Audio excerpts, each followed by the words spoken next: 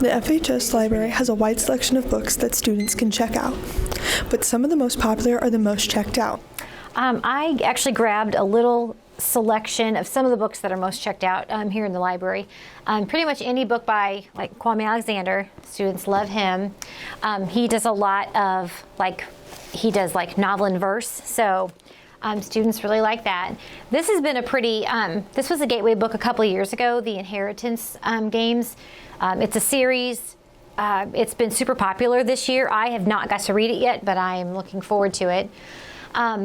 Colleen Hoover has been a huge one.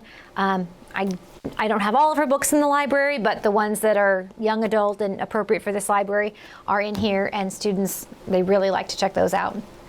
Alan Gratz is, we have a ton of his books, and boys and girls alike love to check out his books. So they're kind of historical fiction based, and so they're pretty good. A couple of mysteries. Ruthless has been, it was a gateway a couple years back, still goes off the shelf pretty quickly, and any April Henry book. She has a lot of good books as well. A couple of our fantasy series, Red Queen is one that goes pretty quickly, and then Scythe. Students really seem to like those. And then some of our are good, just kind of classics like Nicholas Sparks. I know he's kind of an older writer, but students still like to check out those books as well. I mean, I have read probably, I've read 4 of the books in this particular column. This was the first Nicholas Sparks book I ever read, A Walk to Remember.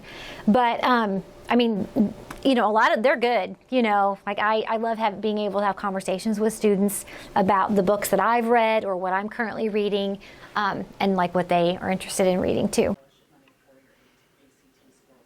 Ms. Scott isn't surprised that certain books become popular because of some contributing factors. It's interesting, you never know what sparks an interest. Again, it could be that there's an upcoming movie, or it's mentioned somewhere, it could be mentioned on TikTok, and then all of a sudden everybody wants to read it. So I don't care what it is, as long as students are picking up books and reading, that's really all I care about. Ms. Scott then talks about what books are read. All of them. They all have good stories in them.